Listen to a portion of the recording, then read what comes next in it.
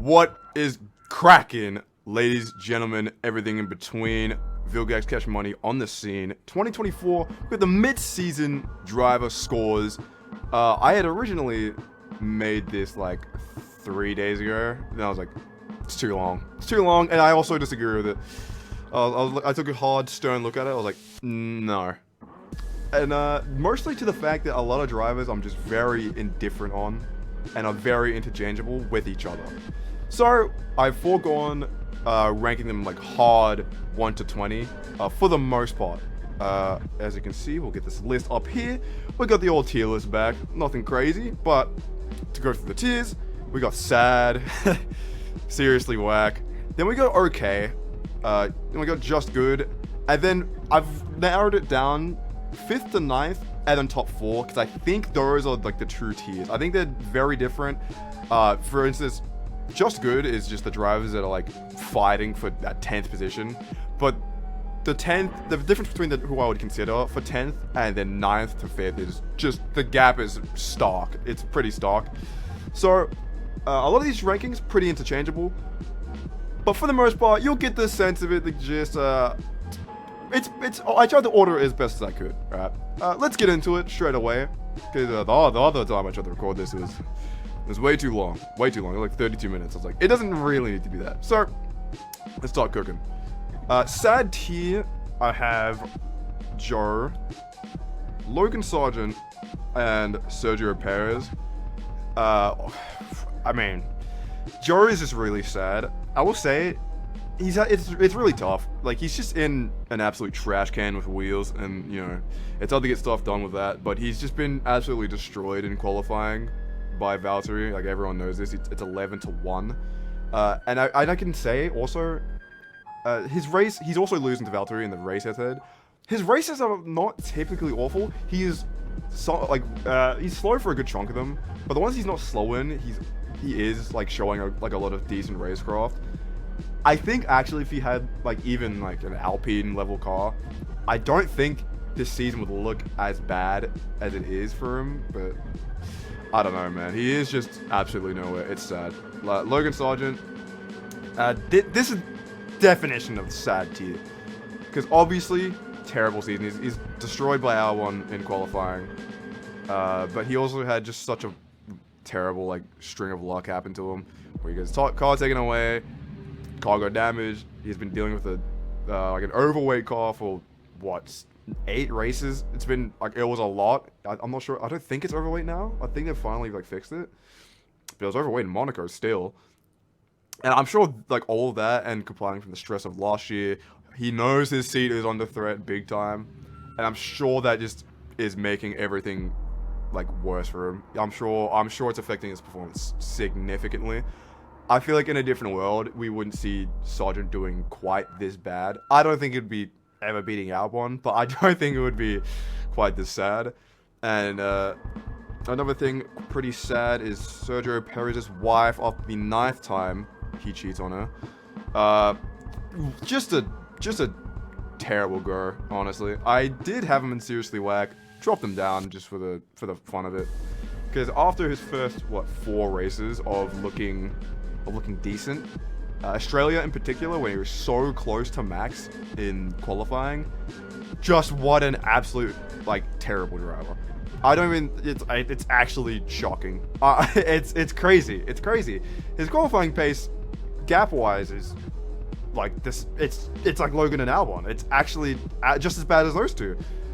They have like the biggest discrepancy of like ratio between like points and like everything you can imagine in a head-to-head. It's terrible. He's like absolutely bottom of the field against a teammate. It's ridiculous. Those are the 3 in the sad tier. Let's move up to seriously whack.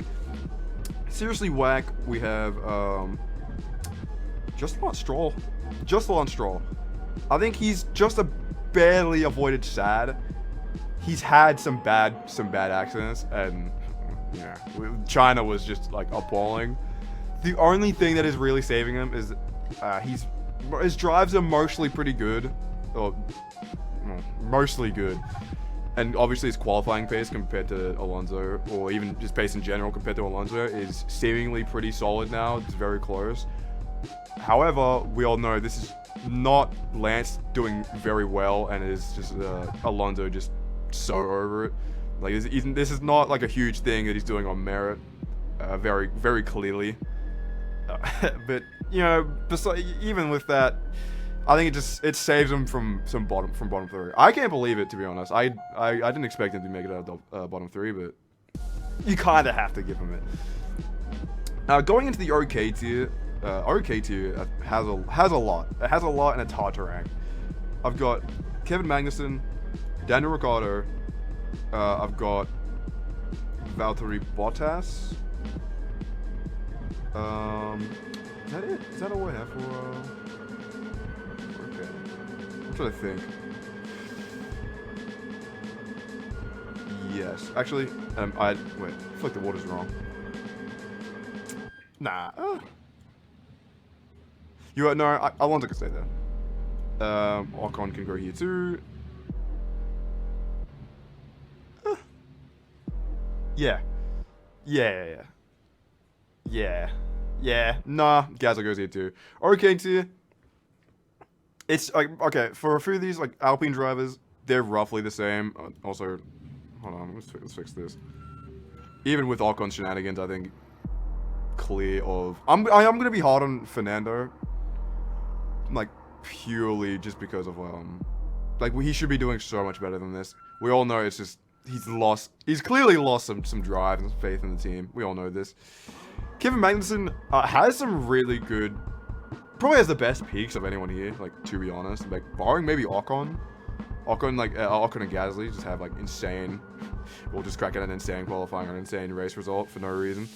Especially early in the season for Ocon, in that absolute table. Actually a table. It was crazy. But obviously... what was he on? 10 penalty points. He had arguably Monaco. Even though I'm not super convinced Monaco was like Kevin Magnussen just being K-Mag and just sending it for no reason, like all his fault. But it was very clearly like pretty unsafe. But besides that, like, his pace is pretty good. It's just Hulkenberg is just incredible. I think without Hulkenberg, I think most people would honestly think, like, maybe put him here. I say maybe because, you know, those penalty points don't mean anything. He's got, like, what, double the amount of penalty points as he has actual points in the championship. Daniel Ricciardo, just not very motivating. Very unimpressive, I think. Getting destroyed by Yuki. Realistically, in race results, it's like 9-3. Like, Bahrain, he shouldn't have finished ahead of Yuki. That was just, like, team orders. And then, what was the other one? Then what was it, Canada? No, it wasn't Canada. Canada, he did good. But he had the collision with Albon. And that took him out of the race. So, obviously, if you're not including race finishes. But that was absolutely all Daniel Ricciardo's fault. He also had that spin as a back marker in Saudi Arabia. Oh, man, honestly... I'm not gonna... The more I think about it, he's been unimpressive. He did have, like, the only thing saving him is, like, that P4 in the sprint was very good, and he had, what was it, points in Canada? Was it Spain? One of the two. One of the two races that he actually kind of outperformed Yuki on merit, mostly. But that's really about it. I don't think he's been terrible, but he hasn't shown too much either. And Valtteri, it's so hard to rank this guy. Like, he's destroyed Joe. Like, absolutely concretely. He could have gotten points, but, you know, his team won't let him. Or the car won't let him, you know, both. In terms of reliability, pit stops, everything. But I think he has... It's just tough. Like, I think it's one of those cases. Like, in a better car, it'd be so much easier to rank. Like, but all you can go off is him destroying Joey in qualifying, 7-5 in the head-to-head in races, and we can see clearly there's some merit to what Valtteri's doing. It's absolutely insane that he's 21st in the championship, actually brutal. And then just good, we have Alex Albon. I'm actually pretty sure. Like, I have this. Did I really? Yeah, I think Albon might. I don't even. Albon's just been very consistent.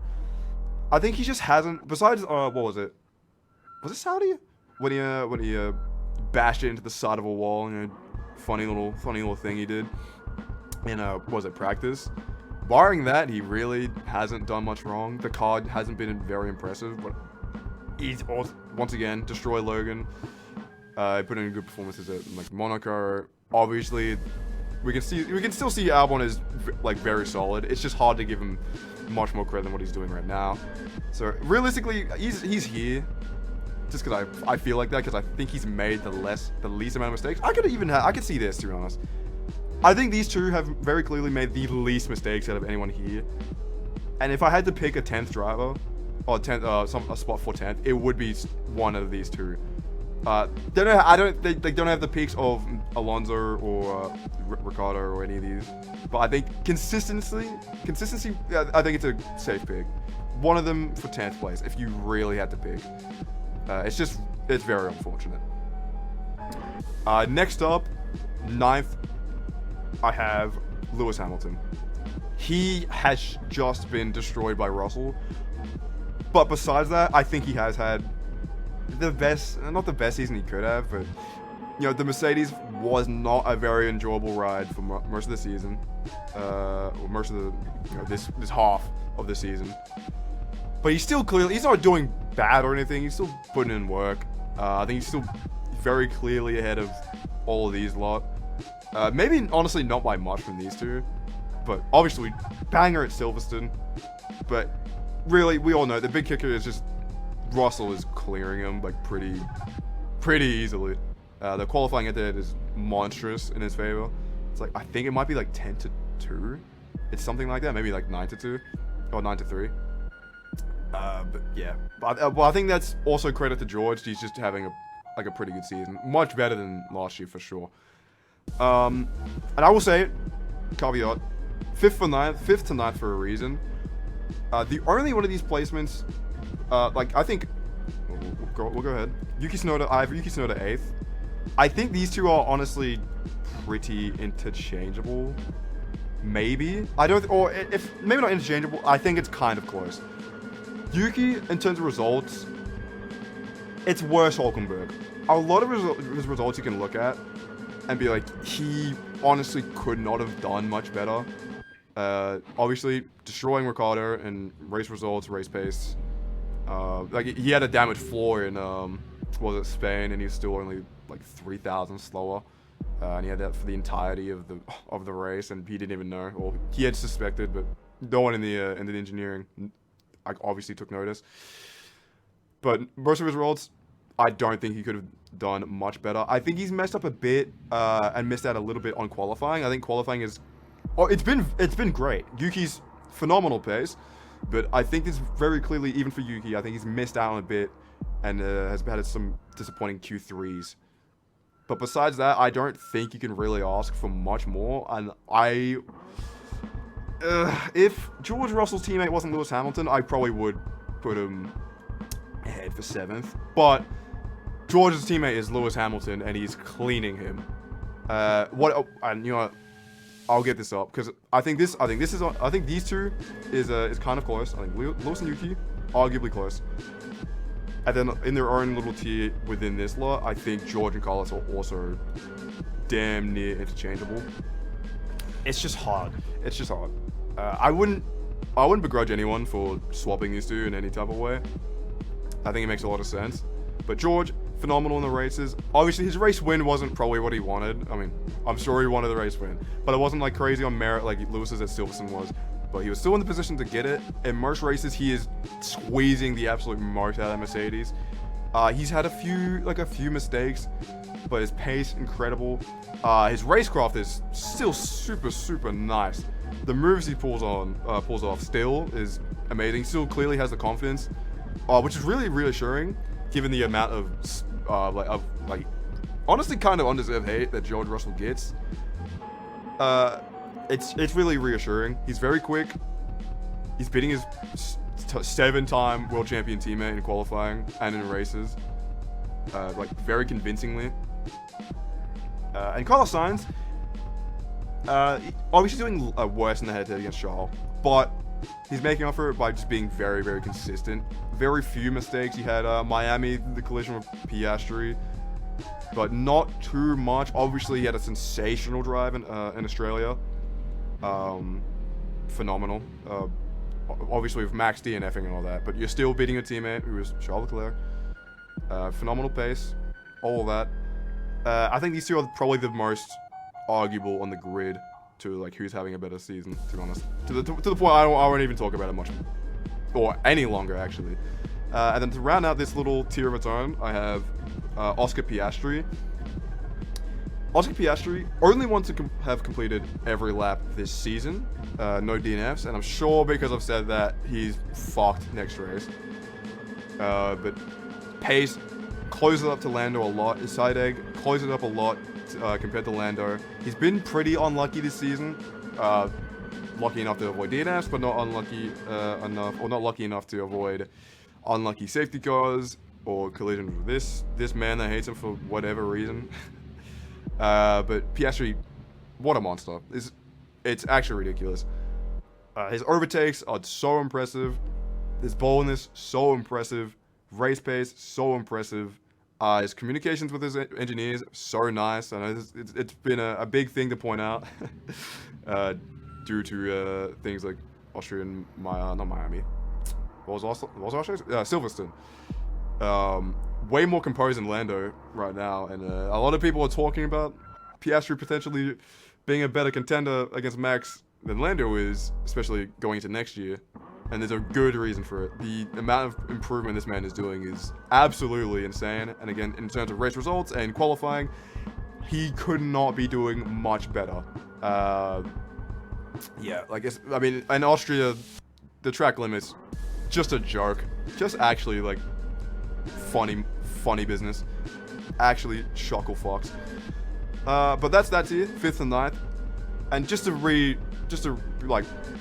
restate this, I think Yuki and Hamilton are just about interchangeable, and I think Russell and Carlos just about interchangeable. But I think Piastri, stands clear in 5th, at least a little bit, to the point I wouldn't really, not in the same way as these four. Now going to top 4, I think these top 4 are very clearly in a league of their own, and breaking into this, and this is where I differentiated a lot from the list that I did not upload. Initially, in the first time I did this, I had Lando 2nd, I believe. But going back, I actually have him 4th. And that's purely because even though pace amazing, quality amazing, and I honestly wouldn't be mad if someone would to make this top 3 instead of 4, and then drop him down and put it like 4th or 9th. I'd be like a similar tier to everyone here. I just think he has the edge in terms of just raw ability to everyone beneath him, the two beneath him. But obviously he's made, I think, too many mistakes to be any higher than 4th. He should have at least like a sprint win and probably like 2 or 3 more race wins, if we're being real. Which, saying that out loud actually does make me want to drop him down a tier. I'm not going to. It's too late for that. It's not. But that's really the only thing separating him from the 2 people I have ahead of him. And the main one is Charles Leclerc. This man actually has not done anything wrong. It's ridiculous. I am seeing people putting him... I think I did see Tomo's list, and his community put him in as low as 9th. Which I think is actually a crime. Considering the... what actually... please think about it for 3 seconds. What has this man done wrong? Please tell me.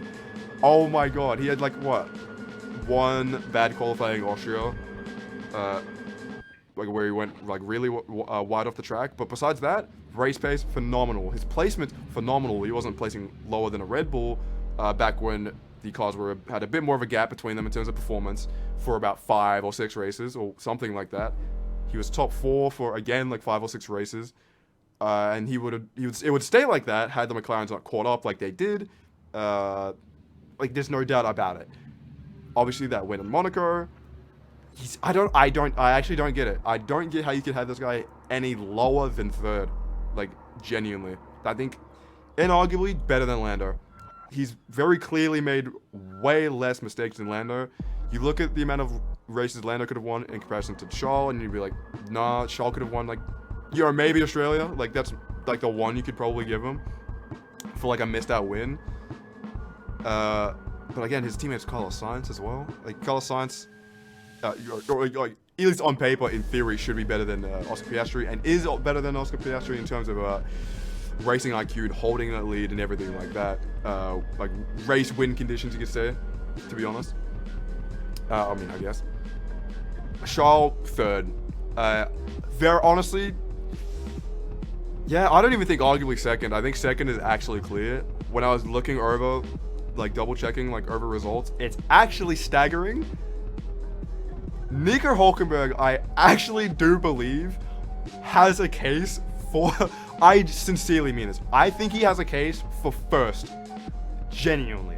If you are looking at results and looking at races, looking at qualifying, seeing the amount of missed points and missed opportunities like a driver has had, Nico has, like, I don't know, like, nothing. Dude, nothing to this man. He's, like, genuinely maximized so hard.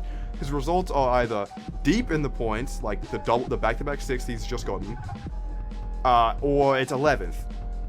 But barring Bahrain, where I think he got a rogue like 16th or 18th, something pretty low. Besides that, such an amazing driver in terms of placements and qualifying, everything, racecraft. Somehow, and we know, I know it's Sergio Perez. The fact that he kept Sergio behind him in a Haas is ridiculous. Like, no matter how bad we think Sergio is right now, it is still a Red Bull. It is still probably the second fastest car on the grid. And Silverstone, maybe it was probably the third, very arguably. But keeping Sergio behind that's not like an accident. That is not an accident. And even being a bad driver, you see this with like, you see this with Lance and Yuki a lot. They are always somehow kind of very close together in that field. Yuki, we all know Yuki's better, but the Aston normally is a faster car, and we see him. And it's normally not too hard for Lance to get by, even with all that.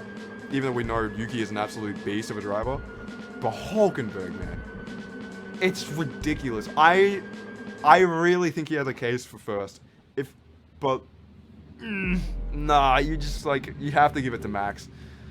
You have to give it to Max. If I honestly, I want to state this again.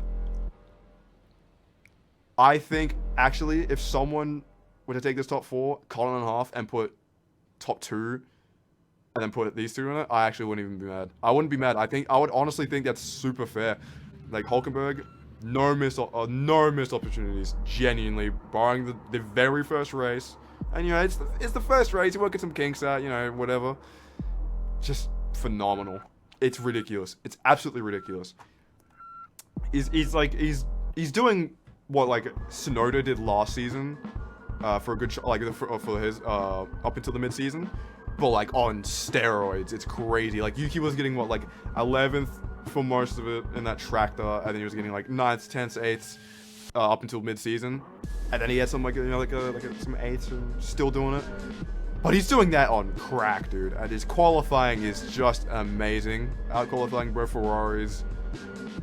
It's actually staggering. And he's doing this at like what, age 35? How he's arguably in his prime. It's crazy. I don't know, man. He goes like what, he won Le Mans and then like came back and he's just the fucking best. Ridiculous. But we'll move on. I'll stop glazing. Max Verstappen, I think I won't even say like obviously, but he is obviously the best driver this season.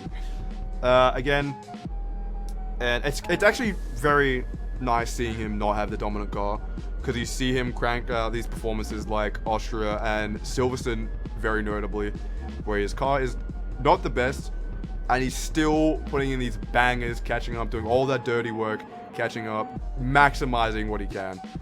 If he won Silverstone, A, there would have been fights in the grandstands, and B, that would have been very easily, I think, driver of the year. I think very, very convincingly.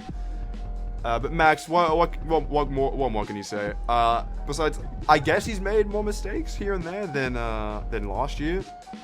So I guess he's worse than Max Verstappen of 2023. If we're going according to that. But I think he's also been dealt a bit of a tougher hand in terms of pressure and the car not being as reliable as the previous RB. But yeah, what more can you really say about it? Max Verstappen, fantastic driver. He's shown why he is going to be more likely the four-time world champion, and how he won the constructors single-handedly on his own last season. And yeah, that's my list. That's my list. You know, most of this down here, or I say most of this, the OK tier, honestly, I'm not super chuffed about, or not super like anal about in terms of placements, but everything above it, like this lot up here, I'm pretty sold on. Pretty sold on. Hulkenberg. But yeah, that's me. That's my first real video. I think I've recorded and uploaded in probably like 2 months, damn near. But I've been Video Gags Cash Money. Thanks for listening to this little ramble, this little tier list, little Gags tier list. Never heard anybody. Look in the description for the socials. For my guy Weeksy, the little beat maker. And I'll see you guys probably soon. I'm not gonna say how soon, but you know, have a good day. Drink some water. Stay warm and toasty if you're in Australia, because it's absolutely freezing. And I will see you later. All love, baby.